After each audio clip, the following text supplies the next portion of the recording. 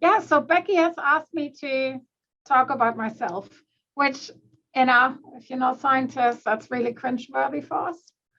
So I can talk about mosquitoes for a long time. I'm not sure that I can talk about myself for so long. But I thought what I do is I tell you how I got where I'm at and what was important to me. And so I'm going to start at the beginning. So I have pictures. So, so I'm going to share my screen. Okay. So I think really what sums up sort of my life is that it's a journey, but I'm still on, thank goodness. And it's really a geographical journey. Can you see this, by the way? Yes, we can. Okay, good. So this is where I'm from, Kiel, Germany. This is where I moved next, Canberra, Australia. That's where I moved after that, which is Marburg in Germany. And then I got the travel bug, so I moved to Riverside, California in the US. From there, I moved to Heidelberg, which looks like it's in Austria. So I guesstimated where it is. And then from there, I moved to London. And then I moved to Manhattan, Kansas. So there are lots of places I haven't explored at all. So I have the feeling I've moved around a lot, but actually, when you look at this globally, right? So, clearly I've avoided Asia so far. Not actively, but apparently it didn't, happen that way.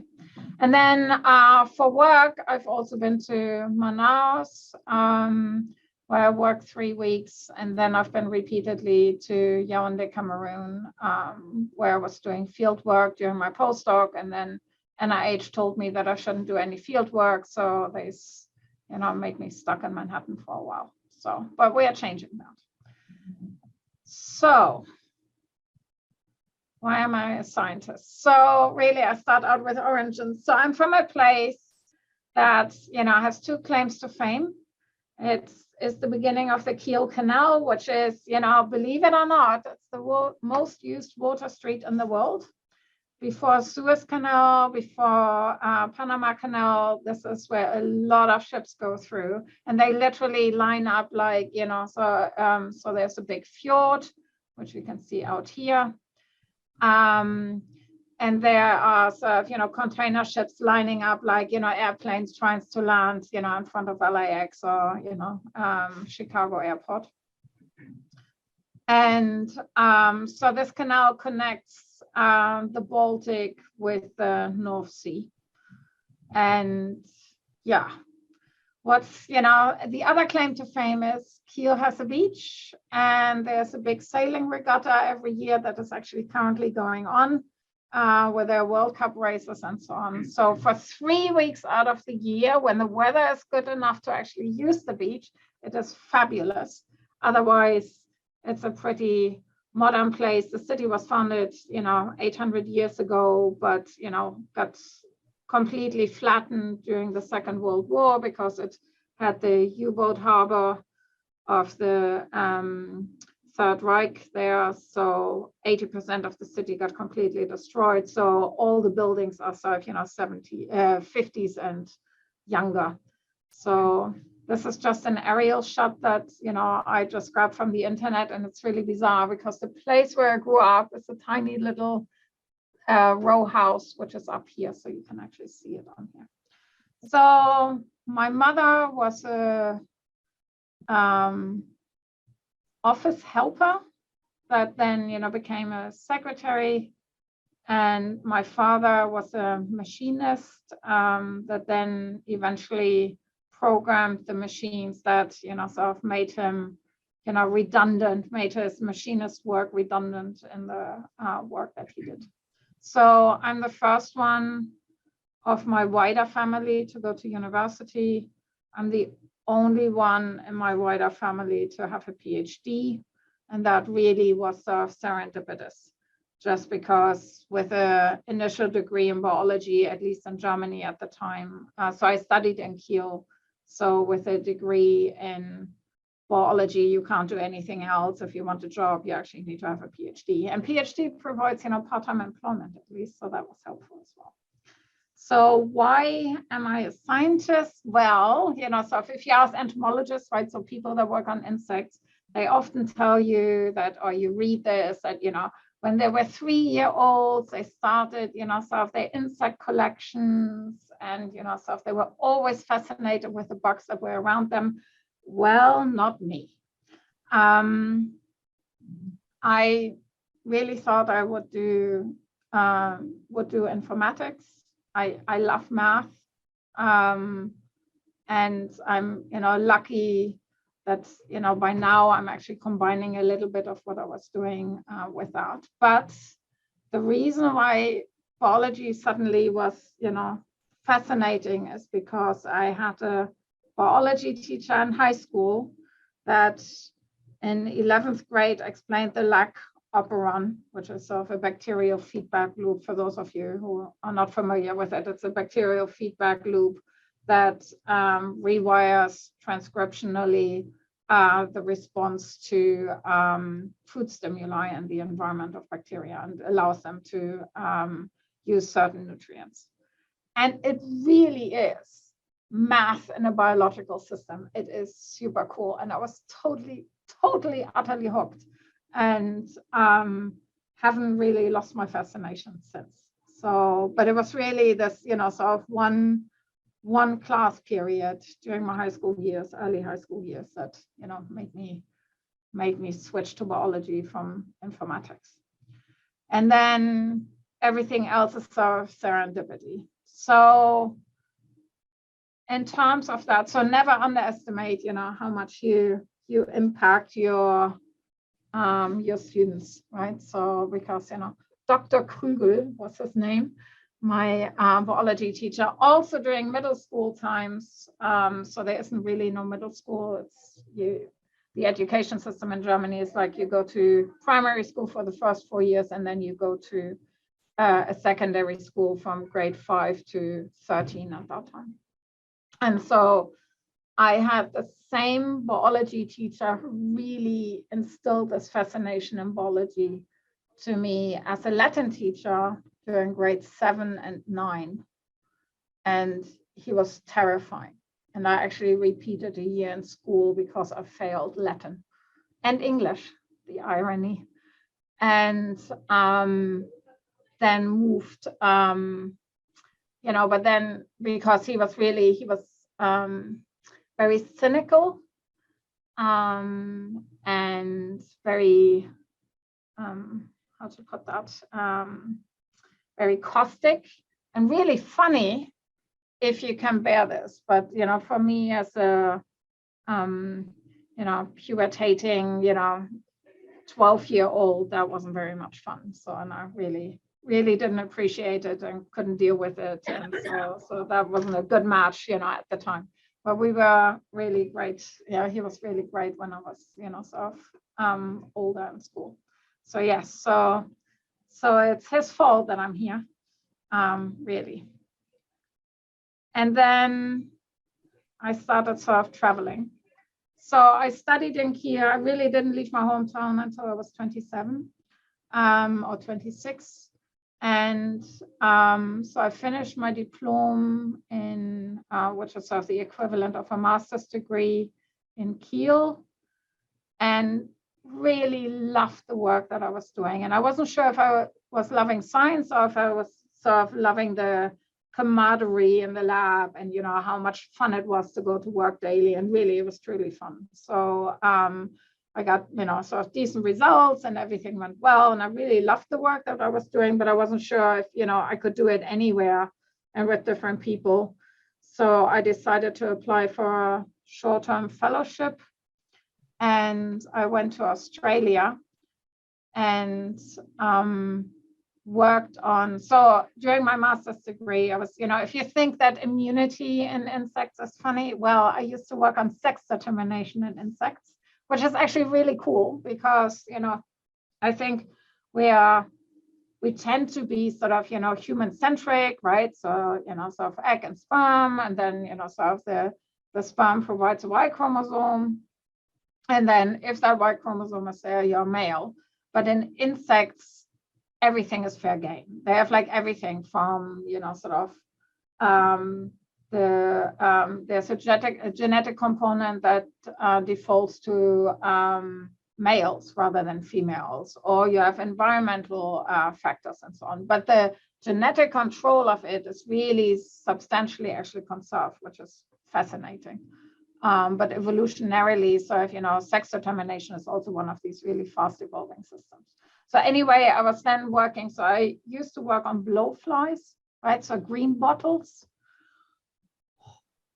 If you find water stinky, right? So if you find, so if you know, sometimes you know, so if the sewage water in which mosquitoes develop is sort of stinky, well, try to rear larvae on decaying liver.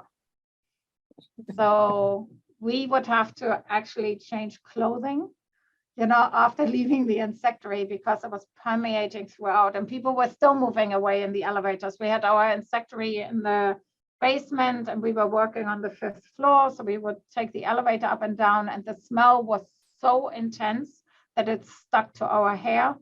So, you know, whenever we were just, you know, there after having changed clothes and so on, you know, people, you know, tended to not use the same elevator with us. So I prefer mosquito cultures at this point. And then, so while I was in Australia, I was only there for 3 months, but it really, truly changed my life. I worked on sheep blowflies, which, you know, sort of, you know, what we do in the lab is like rearing them on liver. They actually also just nibble on flesh of their hosts. So for the sheep blowfly, it's sheep. There are also there are also flies that actually fly larvae that feed on humans. So quite an interesting biology. So, and after that, I had a blast, right? The work was great. People were great. I loved the research questions. It was really, you know, sort of, okay, sort of my English was non-existent at that point. Sometimes I still think it isn't, but it, you know, I thought, okay, I want to do this for the rest of my life. And then I went back to Germany and I actually started, well, that's clearly not Germany. And then I started my PhD there and chose a lab that, and work that really didn't work out. And so I was doing that for 6 months. As a woman in science, you're not a quitter because it takes a long time to get to where we are at. And there are lots of hurdles and obstacles, and I'm happy to discuss those. But so the one thing that you learn is like, you don't quit, you never quit. You don't quit, you know, so if you make it work. And the only reason why I quit is because I, at some point, you know, asked myself if I would stay in science, if I would continue that PhD program. And I decided the answer was no. I knew I could finish, but I really thought I never wanted to work in science again if, you know, I would continue there. So again, a really good decision, actually. So, and then I switched and, you know, actually started a PhD at the University of California, Riverside. So I went from luscious green to desert and worked there. And that was actually where I started working on mosquitoes, and I've continued with that. So yeah, and so for somebody who grew up in a sort of a tiny little row house and, you know, sort of in a, you know, not poor, but, you know, very modest background, sort of, you know, suddenly to be on sort of, you know, living in the two other ends of the world was, you know, intriguing. And I'm still fascinated in living in different places and different cultures to my own. And, you know, while it's, you know, obviously I grew up in a so-called Western culture, there are sort of small but significant differences, for example. And then after moving from California, I moved back to initially Heidelberg, and then the lab moved to London. So that was the first and only time. So both, actually all cities I ever lived there beforehand. So Kiel has 250,000 people. Canberra is about the same size. So is Riverside, give or take. So I suddenly moved to this, big metropolis, and I really lived in the center of it, so which was fabulous for a while. I don't want to live there forever, but for the 2 years I was there, it was really interesting. And my husband is English, so we met actually in California, but so he lived in Innsbruck in Austria while I was in London, so it was really good to sort of experience his culture. And his family was close, so I used to see his family quite a bit, which was nice as well. So yeah, and so with all of these collections, I also lived in 2 areas briefly in the world where there's actually malaria transmission. So Manaus in Brazil, so really smack in the center of the rainforest, along the Amazon, or the Amazon is just formed downstream of Manaus. And then the place where I really did a significant amount of field research was Yaoundé in Cameroon. And so both, I neither speak Portuguese nor French. So those were challenges, obviously. But both of these are tropical places, obviously. So you can just see where they are at. And that was truly fascinating because, sort of the culture, the environment, the way you do research, the sort of the challenges in terms of, having generators and so on, and the ingenuity of, making things work, while you're doing field research, as well as, sort of being in, sometimes resource limited locations, was humbling and, definitely a learning experience that, was really great. So, and then from there, so from London, I then, my husband and I, who was also a scientist, we were looking for actually living in the same place at the same time, which we hadn't done for the past 5 years before that. So we lived initially on different continents and then in different countries, and we were really sick and tired of flying backwards and forwards constantly to see each other. We decided to apply for faculty positions in the same place. So I tried to find a faculty position in Innsbruck. He tried to find a faculty position in London, and then we interviewed in the US in several places. And that is the US specifically because dual career hires in the US is something that the academic system actually does well, and really well. So it is clear, especially if you're a woman in science, that the likelihood that your partner, and there are well-documented studies on this, the likelihood that your partner is also in academia is much higher, which on average suggests there are less women than men in science, obviously, because otherwise this would be symmetrical, but it isn't. Is clear to every provost office that ever, sort of offers people a faculty position. So the US has a pretty good system to accommodate that. So my husband initially got a 5-year non-tenure track position here in Manhattan, and then once I got promoted to tenured faculty, he got a tenure track position. Once I became full professor, he became associate professor. But it's tough. As a woman, this is tough because you are negotiating for 2 jobs constantly, right? So you not only have to be, really good at what you do yourself, but you also have to be actually, even more outstanding in order to make sure that, sort of the package deal, becomes good as well. And yeah, so with this background, what's really fascinating to me and continues to be fascinating to me is that the vast majority of students that come to my lab are from, or that I meet in the lecture rooms, are from Manhattan, Kansas, or are from Kansas. And as such, sort of often experience Manhattan as the big city. And Manhattan is the smallest place I ever lived in. So it's like they can't imagine sort of my life, and I have a really tough time imagining their life. So it's like we have a lot of interesting discussions of how we got here, what we think about it, what the challenges are, and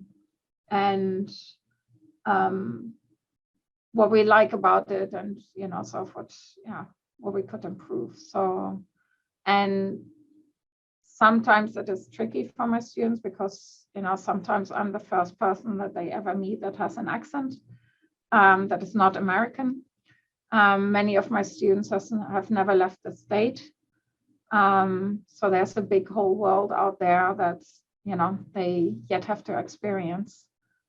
And I think what has helped me with this experience is to be sort of a bit calmer overall, in the sense there are many different solutions to the same problem. And only because the solution that somebody uses is different to the ones that I would by default go to, it doesn't mean that it's less valid. So I think my tolerance level has increased overall for that.